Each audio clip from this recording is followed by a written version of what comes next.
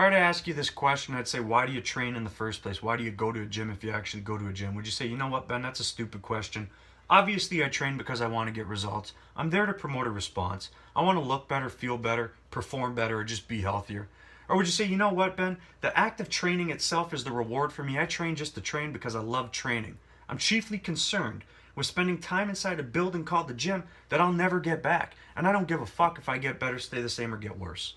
Now, if that's you, you turn the video off. I got nothing for you. But if you want to get results, I'm going to share with you the formula to maximize your return on investment of time and effort. It's a really simple formula, but a lot of people fuck it up. They don't respect it. They don't appreciate it. So I'm going to explain to you what that formula is and why you have to respect and appreciate it, because it is what it is for a reason. So the formula is simple. Impose a demand, recover from the demand, repeat. Impose, recover, repeat. But what do most people do? They impose, they don't care about recovery, and then they repeat. And their body starts to tell them something over time. It's pretty straightforward to me. But there's two key elements that'll help you better understand and appreciate this formula as to why you can't just impose and repeat. And it's cortisol and inflammation. Now, a lot of people will probably say things like, I've heard of those before. Aren't those bad? No. They're naturally occurring in the body. They're not actually that bad.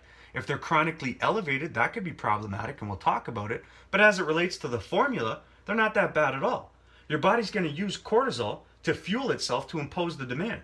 Now, the demand could be perceived as potentially stressful, and this will feed the cortisol response, but that's nothing to be concerned with. That's normal. You impose a demand, there's going to be an inflammatory response locally to the muscles that you trained, and that's not that bad either, because the inflammation is the trigger for the recovery process. It initiates the growth response. So you impose a demand, you recover, you repeat, you do that enough times, and voila, you've built some muscle. But most people overimpose and under-recover. They do more work because they associate work with results, and I'm going to talk about that more as we go. And then they don't really give a fuck about recovery. Why would I recover when I can just work out more, right? Well, what happens is cortisol and inflammation become chronically elevated, and this can be a very bad thing, and here's why. Your body uses the same raw material to build cortisol as it does to build testosterone and estrogen and other hormones.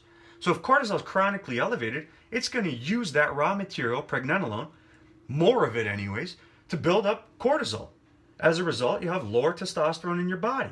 A lower testosterone efficiency, meaning that the test that you do have in your body has to work harder to do its fucking job. Some side effects, lower sex drive, depending on what you're into. You might care about that, you might not. But most people would probably care about this. You have less muscle, more fat, probably around the midsection, more water retention, and you'll look flat. You'll look like total fucking garbage. If inflammation's chronically elevated, then recovery is going to be compromised. Because if your body is spending resources on trying to reduce chronic inflammation that it could be spending on recovery, that's obviously going to affect the whole fucking formula in the first place. Performance will be compromised. Why is that? If you're chronically inflamed, if you're sore as fuck, how good's your workout going to be? Is doing a chicken shit workout going to promote a maximal response? No. It's just going to fuel this negative cycle of overimposing and under-recovering. All of this will contribute to increasing the amount of stress that your body is under. That's going to fuel the elevated cortisol, and it's just a cycle that negatively feeds itself. You're overworking your capacity to recover. So what are some biomarkers to let you know if you're overworking your capacity to recover? Well, like we said up here, increased water retention, you'll look flat, you'll look like total fucking garbage. Decreased sex drive. Some other things, some more subjective things. The weights will feel heavier. If you're used to a certain weight feeling a certain way and you're used to just crushing it and dummying it, and your joints are aching for whatever reason, and now you feel like that weight's going to crush you, you might be overworking your capacity to recover. If you feel hungover, if you feel sluggish, you have a difficult time getting out of bed, if you have a harder time performing activities that require finer motor control, like Olympic lifts, you might be overworking your capacity to recover. What's going to contribute to this the most? Stress, training to failure, and max efforts with weights that exceed 90% of your max. Because the greater demand that you impose, the greater recovery requirement there's going to be. Stress is not something you're ever going to fully be able to avoid, but there are some things you can do in the gym to limit the stress that you're under. So a good example would be, if you put on so much fucking weight, or you try to do one more rep, 1 MR, like a fucking supplement, and you're actually not sure if you're going to be able to lift that weight or do one more rep, you might trigger a fight or flight response, a stress response. So there's going to be an increase in your heart rate and your blood pressure. There'll be an adrenaline dump. And all of this will contribute to the stress that you're subjecting your body to and overworking your capacity to recover. So by not making these stupid fucking decisions and refraining from pushing yourself to the absolute limit every single time, you're going to actually facilitate greater recovery to take place, as long as you don't just get right back in there and impose a greater demand like a couple hours later or the next day or something like that. So some of the dumbest things you could do is try to do too much work. This is the major contributing factor to overworking your body's capacity to recover. I mean, just look at the term itself. Too much work, overworking. Very simple. Some other more subjective signs your body will give you if you can't get a pump or you had a pump and you lost it. What are you there for? What's happening? You've lost the training effect. You're overworking your capacity. If your muscles are flat, like I've said a few times already, and you look like total fucking garbage, it's probably time to go home and rest. So this impose, skip, recovery, repeat, impose, repeat formula is a very ancient form of thinking. And I think a lot of people adopted this mindset because when they started working out, you got to take a look at what really happened here, the evolution of most people's training. They went from not training to training. No result to some sort of result. So this belief is created that they actually know what the fuck they're doing, and that work must equal result. Now, in a book called Awaken the Giant Within, Tony Robbins does a phenomenal job of explaining the way a belief is created. And he says that a belief is like a tabletop that has no legs to stand on. So it's not a very strong belief. A tabletop without any legs, not a very effective, anything really. So what happens is, this belief is created when people start working out because they went from doing absolutely nothing to something, and it didn't matter what the fuck you did. You could do the TRX, kettlebells, free weights, cardio, anything, and you're going to promote some sort of result. And numbers don't lie. So you'll start to believe that you actually know what the fuck you're doing, that you actually understand your body. You ever hear someone say, "Oh, I know what works for my body"? Well, no, you don't actually, in most cases, because all you know is that you made a decision at some point in time to do something, which could have been fucking anything, and you would have promoted a response. So since the numbers don't lie, if you lost weight or you got stronger, and then you started to get compliments, other people started saying that you're looking better, you're looking healthier, you're looking good, all of these are legs that are starting to support this belief that you might actually know what the fuck you're doing. And what happens is, over time, people that don't know what the fuck they're doing, their luck runs out. And it's a tough pill for most people to swallow in thinking that they just got lucky, that their results were a fluke. But more often than not, this is the case.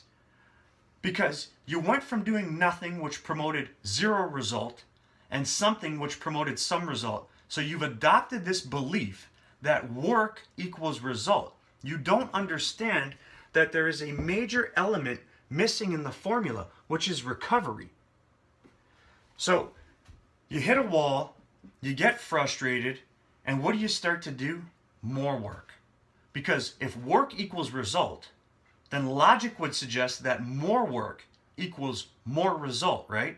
Well, no, you're a fucking idiot. You don't understand the process.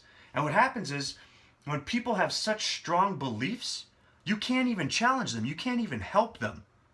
They're not even open to the fact that they might not know what they're doing. So they hold this belief that work equals result, and then they hit a wall, the luck runs out, and eventually they're going to have to come to grips with the fact that the result they got was a fluke. And it's a very tough pill to swallow, and I hate being a dream killer or a belief breaker, but the only way anyone's ever going to get better that is currently holding on to a belief that is not right is by letting go of that belief. So I'm not trying to be the bearer of bad news. I'm not trying to be some guy telling you that people just don't know what they're doing. That's negative. I'm trying to be positive. I'm trying to share information that will help people get better. But unless you're open to getting better, there's nothing I can say or do for you. So you got to let go of this belief that work equals result. Because if you overwork your capacity to recover, then work no longer equals result, and you might actually regress. Because Not many people would probably say it's progression to lose muscle, gain fat, retain water, and look like total fucking garbage. But yet, this happens to so many people. They start working out, they get a bit of a result, they adopt the belief, they hit a wall, the luck runs out, and then they just try harder. And it doesn't work like that. The formula is the same for everybody. So then what other people might suggest or say or bring up and shine light on is, what about steroids? Wouldn't that fast track progress? And the answer is like, obviously, yes, you idiot. But it doesn't disrespect the formula. What steroids do is they respect the formula and they respect the element that you tried to remove from the equation. They fast track recovery so that you can impose a greater demand sooner. Because to get the absolute best result from your time and effort, you need to impose a demand, recover from the demand, and repeat. And the more often you do that, the more frequently you do that in that order without skipping steps, the more result you're going to get. So by including something like steroids into the equation, you're not actually modifying the formula. You're respecting it, and you're actually fast tracking one of the elements in the formula. So you can impose a greater demand, you can recover from it, and then you can repeat that process. This is why people like Rich Piana or Mike Rashid, I think his name is, can go on YouTube and get lots of views of people watching them talk about this insane fucking training that they do with hundreds of sets per day and hours in the gym. And then when you go and try to do that, it's not going to work for you because you're not understanding and respecting the formula. They can impose that type of demand because they're supporting their body with what's required to recover from that demand. And unless you're doing that, you're not going to get the same response. So the formula is simple for everybody. You can't try to remove any element from this equation. 2 plus 2 is 4. If you take out one of the 2's, the end result is going to be that the answer is no longer 4. It's a different answer. So it's the same thing here. Impose, recover, repeat. If you take one out, your body will tell you where to go. If you like this information, share it. Pass it forward. You probably know somebody that doesn't understand it like this. So if you expose them to this information, you're helping them. You like this information for yourself, click the fucking button at the bottom, subscribe to the channel, and I will keep bringing it. And if you support me, I will continue to provide you with information to take you from where you're at to exactly where you want to go. I'll give you better information than anybody on the fucking planet is willing to do for free, and I'll explain it in a way that you can understand it.